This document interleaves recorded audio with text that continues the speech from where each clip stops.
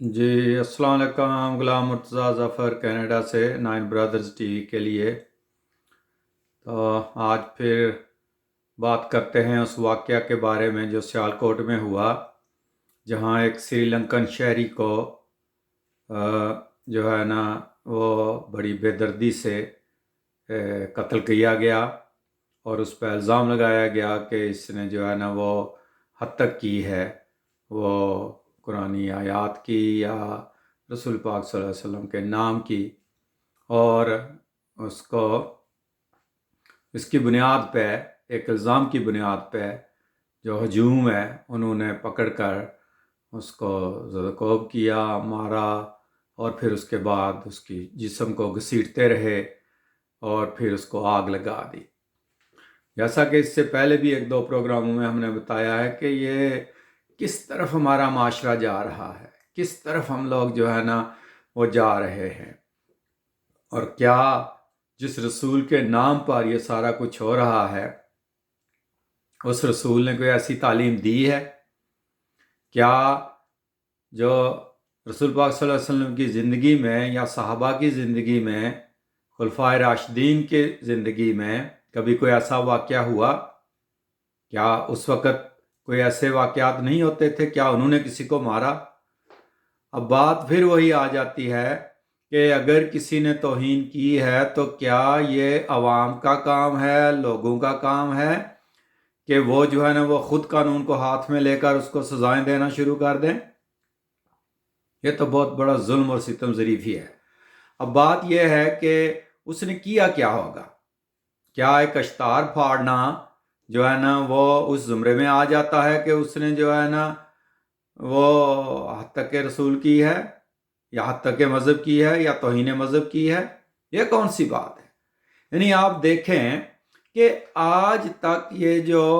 اخبارات میں قرآنی آیات شائع ہوتی ہیں، ان کے تراجم شائع ہوتے ہیں، رسول پاک صلی اللہ علیہ وسلم کے اقوال شائع ہوتے ہیں،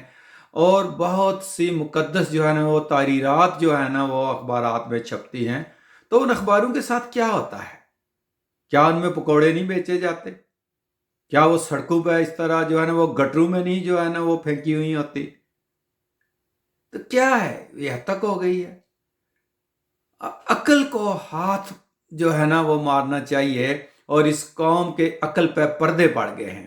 اصل میں یہ ایک جان بوجھ کر سوچے سمجھے منصوبے کے تحت اس ملک کو ایک ایسی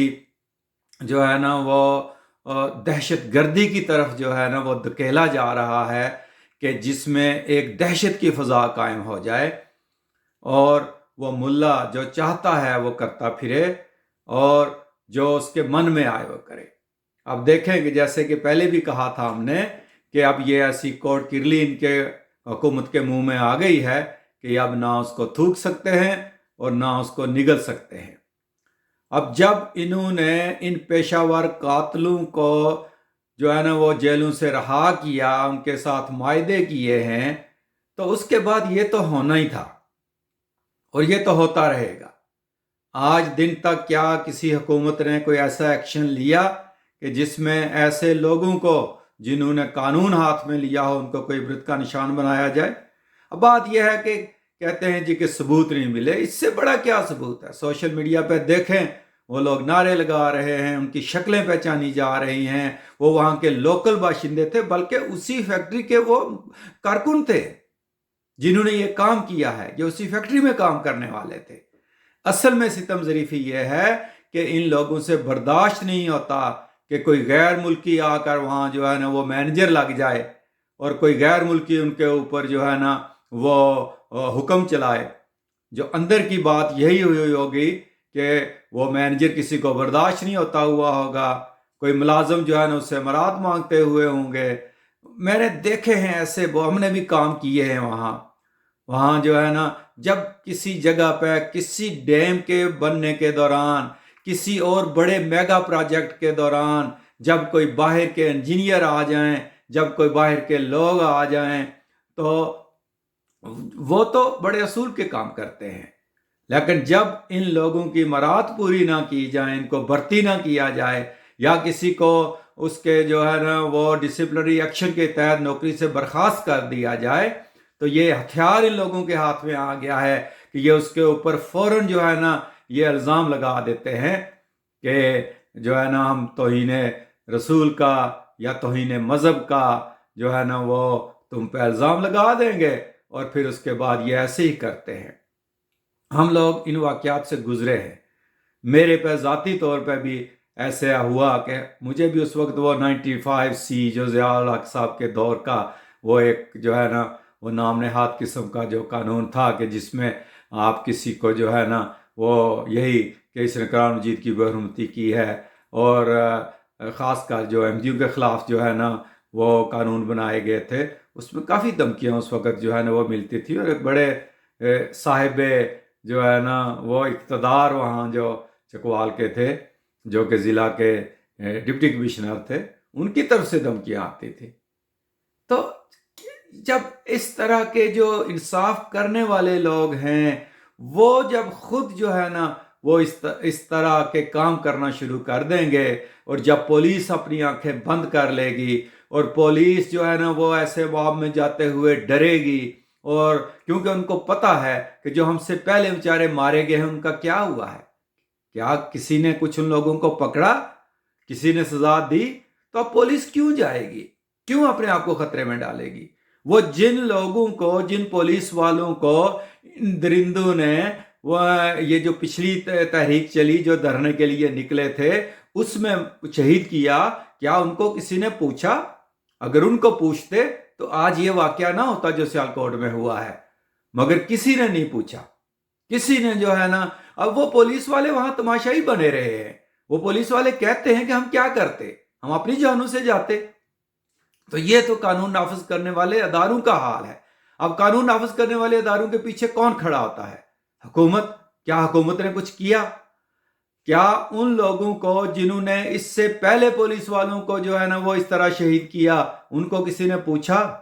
اگر ان کو پوچھا ہوتا تو آج یہ پولیس والے اس بندے کو بھی چھڑا لیتے، اس کو بھی قانون کے حوالے کرتے اور وہ اس کو گرفتار کرتے۔ اگر اس کے اوپر کوئی الزام ثابت ہوتا تو پھر جو ہے نا وہ اس کو سزا دی جاتی یا نہ سزا دی جاتی، وہ ایک الگ بات ہے۔ مگر حقیقت میں تو یہ جو واقعہ ہے یہ کوئی ایسے ہی لگتا ہے کہ ان لوگوں نے جان بوجھ کر اس کے اوپر ایک الزام لگایا، اور اس کے بعد کسی نے نہیں دیکھا کہ یہ الزام سچا ہے جھوٹا ہے، اس بیچارے کو کسی نے موقع ہی نہیں دیا صفائی پیش کرنے کا، اور اتنے انسانیت کو گھسیٹا گیا ہے وہاں سڑکوں کے اوپر، انسانیت کو آگ لگائی گئی ہے۔ یعنی جس رسول کے نام کے آپ نعرے مار رہے ہو اس رسول کی روح کانپ رہی ہوگی، اس رسول کیا آپ اس رسول کے سامنے منہ لے کر جائیں گے؟ کیا مثالیں دیتے ہیں حضرت علی رضی اللہ تعالیٰ عنہ کی کہ جن کے منہ پہ ایک شخص نے تھوک دیا تھا، جب اسے وہ قتل کرنے لگے تو حضرت علی نے اس کو چھوڑ دیا کہ نہیں اب میں نہیں کروں گا کیونکہ اب یہ ذاتی انتقام آ جائے گا۔ اب دیکھیں کہ آپ اشتار کی بات کرتے ہیں، میں نے اکثر پاکستان میں دیکھا ہے کہ جو روڈ پہ سائن لگے ہوئے ہوتے ہیں جس پہ تیر کا نشان بنا ہوا ہوتا ہے کہ یہ سڑک جو ہے نا یہ مری کو جا رہی ہے، یہ راولپنڈی کو جا رہی ہے، یہ سڑک جو ہے نا یہ اسلام آباد کی طرف جا رہی ہے، اس کے اوپر آ کر عرس مبارک کے اشتار لگا دیے جاتے ہیں، اس کے اوپر آ کر خادم حسین رضوی صاحب کے اشتار لگا دیے جائیں اور اوپر لکھا جائے لبیک یا رسول اللہ۔ اس رسول کی کیا خدمت کر رہے ہیں آپ لوگ کہ جو لوگوں کی آسانی کے لیے ایک سڑک پہ بورڈ لگایا گیا ہے جہاں سے دیکھ کر ایک راہگیر کو راستہ ملے گا جو وہاں سفر کر رہا ہے، آپ اس کے اوپر آ کر ایک اشتہار لگا جاتے ہیں عرس مبارک کا، اس جو ولی کا جس کا آپ عرس بنا رہے ہیں اس کی روح بھی کانپ رہی ہوگی۔ آپ اس ظلم کے آگے آئیں گے؟ یہ حکومت، یہ ملک جو اتنا ظلم کر رہے ہیں اور یہ جو رسول کے نام کو اور مذہب کے نام کو، اسلام کے نام کو بدنام کر رہے ہیں، جنہوں نے اسلام کا نام لینے کا صرف خود ٹھیکہ اٹھا لیا ہے اور باقی سب کو وہ تیک کرنا چاہتے ہیں، یہ ظلم جو ہے نا یہ سر چڑھ کے بولے گا کسی دن، اور اگر حکومت نے کچھ نہ کیا تو خدا کی لاٹھی آئے گی، اور خدا کی لاٹھی جب آتی ہے تو جس طرح 2005 میں یہ زلزلے آئے تھے اور نیچے کی زمین اوپر ہو گئی تھی اور اوپر کی نیچے ہو گئی تھی، یہ اسی قسم کی تباہی آنے والی ہے ان جگہوں کے اوپر جہاں یہ ظلم ہو رہے ہیں، کیونکہ وہ مظلوم کیا